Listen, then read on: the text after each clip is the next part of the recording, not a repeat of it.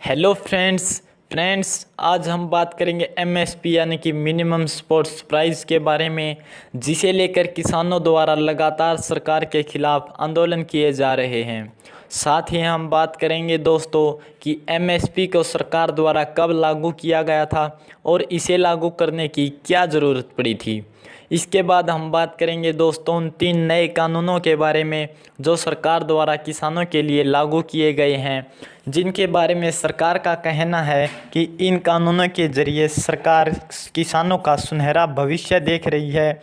लेकिन किसानों को लग रहा है कि वे सभी तीनों बिल किसानों के खिलाफ हैं और सरकार द्वारा किसानों को सड़क पर लाने की साजिश है। तो इस वीडियो में हम बात करने वाले हैं एमएसपी के बारे में, वो हर इम्पोर्टेंट पॉइंट जो आपके लिए जानना ज़रूरी है दोस्तों। तो हो सकता है वीडियो थोड़ी सी लंबी हो जाए, क्योंकि हम इस वीडियो में हर वो पॉइंट डिस्कस करेंगे जो आपके लिए ज़रूरी है। तो वीडियो को अंत तक देखिए दोस्तों, और अगर वीडियो अच्छी लगे तो लाइक कर दीजिएगा, और अगर अच्छी ना लगे तो कोई बात नहीं, डिसलाइक कर दीजिएगा। दोस्तों आपसे एक छोटी सी रिक्वेस्ट है, अगर आपने हमारे चैनल को सब्सक्राइब नहीं किया तो सब्सक्राइब कर लीजिए, क्योंकि ऐसी ही वीडियोज़ हम अपने चैनल पर लेकर आते रहते हैं। दोस्तों केंद्र सरकार खेती किसानी के क्षेत्र में सुधार के लिए 3 विधेयक लाई है। इन विधेयकों को लोकसभा पारित कर चुकी है। इन विधेयकों से पंजाब और हरियाणा समेत कुछ राज्यों में किसान नाराज हैं। उन्हें अपनी उपज पर मिलने वाले न्यूनतम समर्थन मूल्य यानी कि एमएसपी की चिंता है।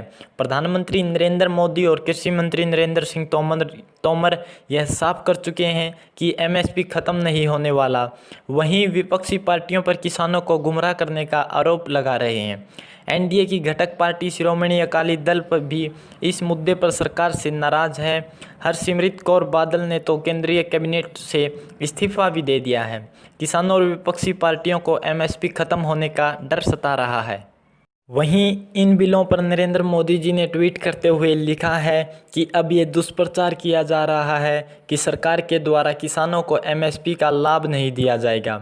ये भी मनगढ़ंत बातें कही जा रही हैं कि किसान से धान और गेहूं इत्यादि की खरीद सरकार द्वारा नहीं की जाएगी। इनके बारे में पीएम नरेंद्र मोदी जी का कहना है कि ये सरासर झूठ है, गलत है, किसानों के साथ एक धोखा है। अब बात कर लेते हैं दोस्तों कि एमएसपी का किसान के जीवन में क्या महत्व है और यह कब लागू किया गया था और सरकार को इसे लागू करने की क्या ज़रूरत पड़ी थी। दोस्तों एमएसपी वह न्यूनतम समर्थन मूल्य यानी गारंटेड मूल्य है जो किसानों को उनकी फसल पर मिलता है, भले ही बाज़ार में उस फसल की कीमतें कम हों। इसके पीछे का तर्क यह है कि बाज़ार में फसलों की कीमतों में होने वाले उतार चढ़ाव का किसानों पर कोई असर न पड़े, उन्हें इसकी न्यूनतम कीमत मिलती रहे। सरकार हर फसल सीजन से पहले C S commission for agriculture cost and prices की सिफारिश पर एमएसपी तय करती है। यदि किसी फसल की बम्पर पैदावार हुई है तो उसकी बाज़ार में कीमतें कम होती हैं, तब एमएसपी उनके लिए एक फिक्स एश्योर्ड प्राइस का काम करती है। यह एक तरह से कीमतों में गिरने पर किसानों को बचाने वाली बीमा पॉलिसी की तरह काम करती है। 1950 और 1960 के दशक में किसान परेशान थे। यदि किसान की फसल का बम्पर पैदावार होती तो उनकी अच्छी कीमतें किसानों को नहीं मिल पाती थी। इस वजह से किसान लगातार आंदोलन करने लगे थे, लागत तक नहीं पूरी हो पाती थी। ऐसे में फूड मैनेजमेंट एक बड़ा संकट बन गया था।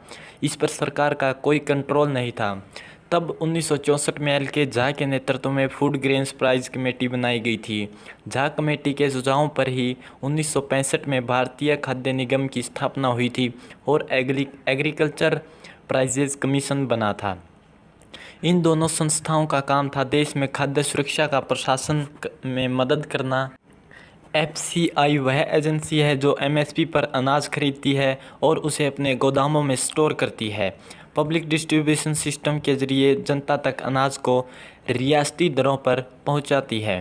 पीडीएस के तहत देश भर में करीब 5 लाख उचित मूल्य दुकानें हैं जहां से लोगों को रियायतों पर अनाज बांटा जाता है। एपीसी का नाम 1985 में बदलकर सीएपीसी किया गया था।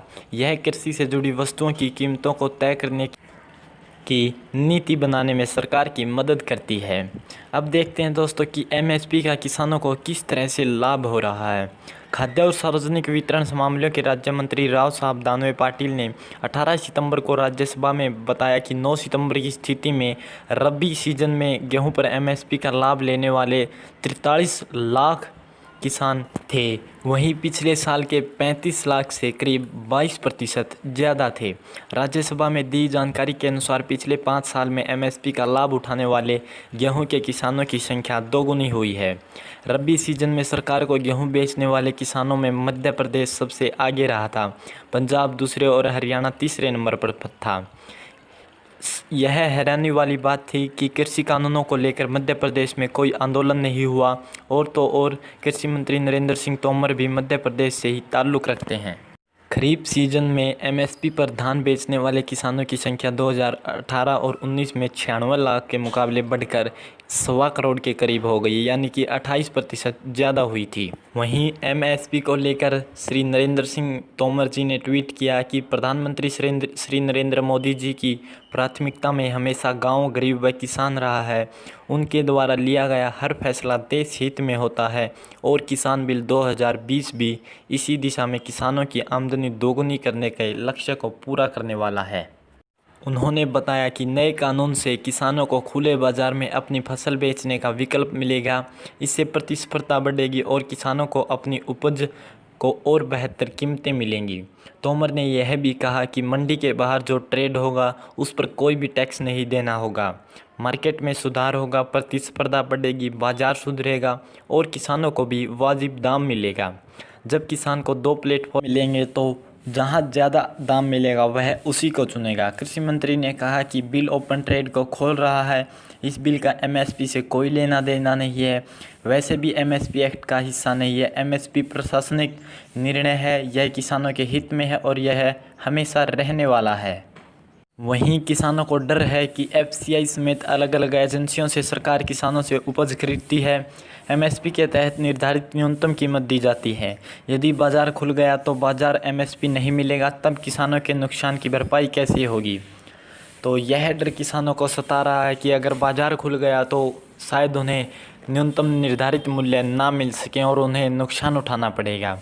तो ये थी दोस्तों एमएसपी को लेकर वो कुछ इम्पोर्टेंट पॉइंट्स जो आपके लिए जानना ज़रूरी था। और हमने बताया कि क्यों किसान इस समय आंदोलन कर रहे हैं और क्या इसका प्रमुख कारण है। तो धन्यवाद दोस्तों। वीडियो आपको कैसी लगी कमेंट करके ज़रूर बताएं और अगर अच्छी लगी हो तो लाइक और शेयर करें और चैनल को सब्सक्राइब करें। धन्यवाद दोस्तों।